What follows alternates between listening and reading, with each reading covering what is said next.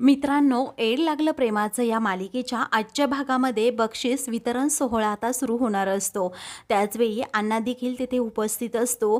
राया आणि त्याची सर्व गँग आता धावत असते तिथे येते आणि अण्णाकडे पाहतच राहते। त्यांना खूप भीती वाटलेली असते। तर मंजिरी आणि जिजी त्याचबरोबर नाना सर्वजण खूप खुश असतात। वेळी अनाउन्सर अनाउन्स करतात की ह्या वर्षीची बैलगाडा शर्यत आता झालेली आहे आणि बक्षीस वितरणाचं काम इथे होणार आहे। या वर्षीची विजेती आहे। आता असं म्हटल्याबरोबर असं अनाउन्स झाल्याबरोबरच टाळ्यांचा कडकडाट होतो, कारण सर्वजण मंजिरीचं अभिनंदन करणार असतात। तोच आता अण्णा म्हणतो, ए शांत बस, असं म्हणून अण्णा ताडकन उठतो आणि स्टेजवर जाऊन लगेच माईक हातात घेत म्हणतो, मंडळी, इथे प्रत्येक वर्षी रायाचं नाव घेण्याची काही गरज आहे का?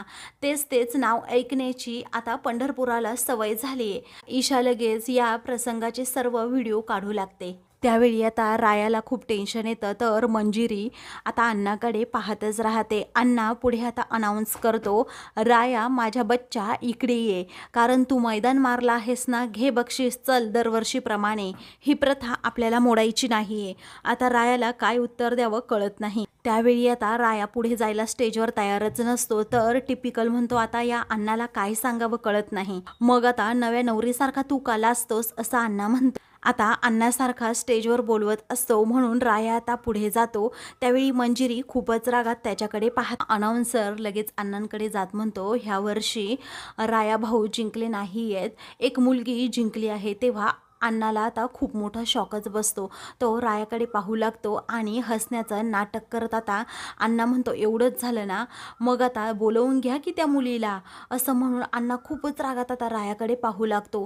तर राया आपली नजर खाली करतो। त्यानंतर आता अण्णांचा थोडा गैरसमज झाला होता, आता विजेत्याला आपण वर स्टेजवर बोलवूयात, असं अनाउन्सर म्हणतो। तेव्हा आता मंजिरीला लगेच पुढे बोलवण्यात येतं। सर्वजण आता टाळ्यांच्या कडकडात मंजिरीचं स्वागत करू लागतात। तर अण्णाची नजर काही आता रायावरून हटत नाही। आता मंजिरी लगेच पुढे जाते। त्यावेळी आता ती खूपच खुश असते। मग आता अण्णा म्हणतो की ह्या वर्षी एक बरं झालं, एका मुलीने रायाला हरवलं। या वर्षी या मुलीने स्पर्धा जिंकून एक नवाच इतिहास रचला आहे। त्यामुळे माझी अशी इच्छा आहे, माझा राया, माझा बच्चा या मुलीला आता ट्रॉफी देणार। आता हे ऐकताच रायाला खूप वाईट वाटतं। राया आता लगेच मंजिरीला ट्रॉफी देतो आणि म्हणतो, ट्रॉफी आज मी तुला देतोय, परंतु पुढच्या वेळी नक्कीच माझ्या हातात तू स्वतःहून ही ट्रॉफी देणार। त्यावेळी आता मंजिरी म्हणते, त्या दिवसाची मी वाट नक्कीच पाहीन, पण आता माझ्या रायाच्या मनात असेल तरच। तेव्हा राया जरा गडबडतो। त्यावेळी आता त्याचा गैरसमज नको म्हणून मंजिरी म्हणते, माझ्या विठू रायाच्या मनात। त्यावेळी आता राया लगेच दुसरीकडे आपली नजर करतो। त्याला मेल्याहून मेल्यासारखं होत असतं। त्यानंतर आता मानाच्या फेटा बांधण्याची वेळ। अण्णा आता अनाउन्स करतो की मानाचा फेटा हा पंढरपूरची शान असते आणि आता रायाच या मुलीच्या डोक्याला फेटा बांधेन। त्यावेळी आता मंजिरी खूपच खुश होते।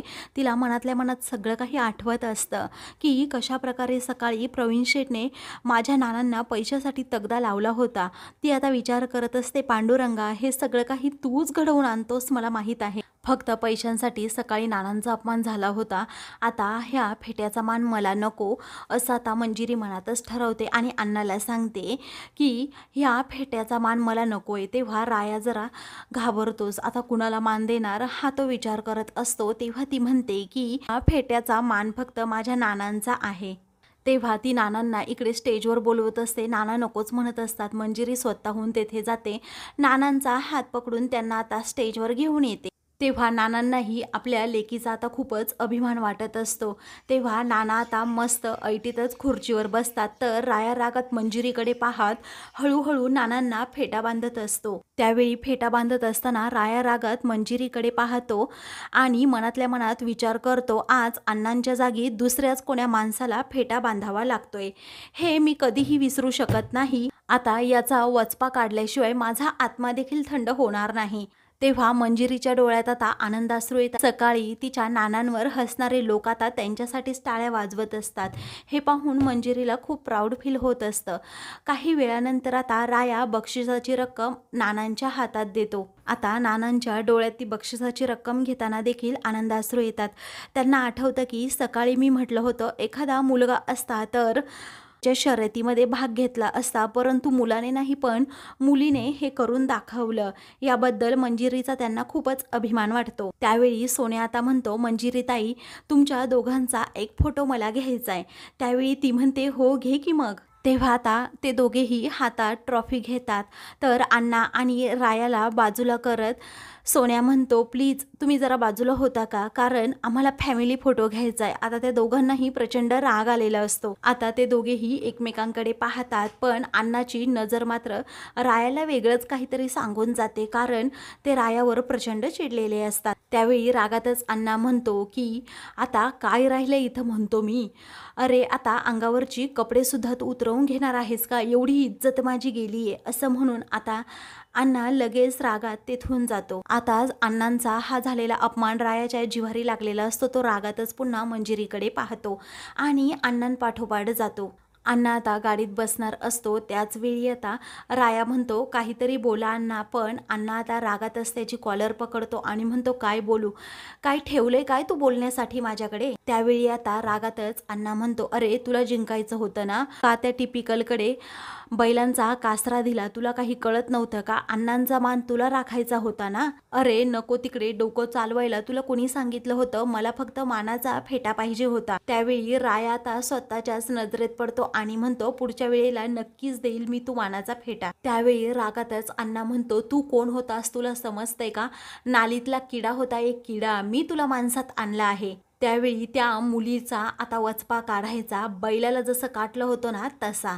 त्यावेळी मी बिनकामाच्या जनावराला अजिबात गोठ्यात ठेवत नाही असं रागातच अण्णा म्हणतो, आणि यापुढे जर अण्णाचं नाक कापलं तर तुला सुद्धा त्या बैलासारखं असं म्हणून अण्णा रागातच गाडीत बसून तिथून जातो। त्यावेळी आता राया हा मनातल्या मनात विचार करतो त्या मुक्या बैलांचा काय दोष आहे, ती तर फक्त जीव तोडून पळाली, दोष असेल ना तो फक्त माझा आहे म्हणून शिक्षा ही मलाच मिळाली पाहिजे। इकडे मंजिरी ही घरी आलेली असते। अगोदर रायाचे आभार मानत म्हणते तुझे हे आशीर्वाद कायमच माझ्या पाठीशी राहू देत, कारण तूच हे घडवून आणलंस, तूच करता आणि करविता आहे। अरे राया तू तुझा शब्द पाळलास, आता मी माझा पाळणार आहे। तो म्हणजे मी तुला म्हटलं होतं ना संध्याकाळी जर नानांचं काम झालं तर पुरणपोळीचं नैवेद्य तुला दाखवेन म्हणून, मग आता बघ मी तुझ्यासाठी पुरणपोळी बनवली आहे। इकडे आता जिजीला अजिबात चैन पडत नसते। ती आता मनातल्या मनात त्याच गोष्टीचा विचार करत असते की ईशाने सकाळी सांगितलं होतं की 20,000साठी मम्मीने पार मंजिरीची वाट लावली। आता त्याच गोष्टीचा विचार करता करता ती मंजिरीला नाही होऊन विचारतेच की सकाळी काय झालं होतं, कशा प्रकारे त्या शशिकलाने तुला पैसे दिले होते। आता मंजिरीला ते सगळं आठवत असतं खरं, परंतु ती काहीही सांगायला तयार नसते। ती म्हणते जाऊ देत ना ग जिजी, सकाळी झाली ना ती गोष्ट, मग आता कशाला उगाच ती उगाळत बसायची। पण जिजी आता हट्टच करून राहते, पण मंजिरी आता ऐकतच नाही। तर जिजी आता तिला शपथ घालते, मंजिरीच्या डोळ्यात आता पाणी येतं, काय सांगावं तिला कळतच नाही। तर आता मित्रांनो पुढील भागामध्ये शशिकलाकडे जिजी पैसे घेऊन जात ते पुन्हा कचऱ्याच्या डब्यात टाकते आणि म्हणते पैसे उचल अगोदर, माझ्या लेकीशी असं वागायला तुला लाज नाही वाटली का। शशिकला म्हणते की कचऱ्याच्या डब्यातून मी ते पैसे घेणार नाही, पण आता नाईलाजाने ते पैसे जिजी स्वतःकडे घेते आणि म्हणते हे बघ जोपर्यंत तू माझ्या मंजिरीची माफी मागणार नाहीस ना तोपर्यंत तुला 1 रुपया सुद्धा मिळणार नाहीये। दुसरीकडे आता राया शपथ घेतो कुठल्याही परिस्थितीमध्ये अण्णांच्या समोर आणून मी त्या मंजिरीला माफी मागायला सांगणार म्हणजे सांगणारच। त्यानंतर तो आता रिक्षा चालवत असतो, तेव्हा नेमका त्याच रिक्षाला आता मंजिरी हात करत थांबवते। तेव्हा राया म्हणतो रिक्षात गुपचूपपणे बस, तेव्हा आता ती बसत नाही, नकार देते। तेवढ्यातच समोरून आता कोणीतरी येतं, ही मुलगी रिक्षात बसणार नाही असं तो माणूस म्हणतो। तेव्हा मंजिरी आणि राया त्याच्याकडे पाहतच राहतात। अशाच मालिकेंचे पुढील भाग पाहण्यासाठी चॅनलला सबस्क्राईब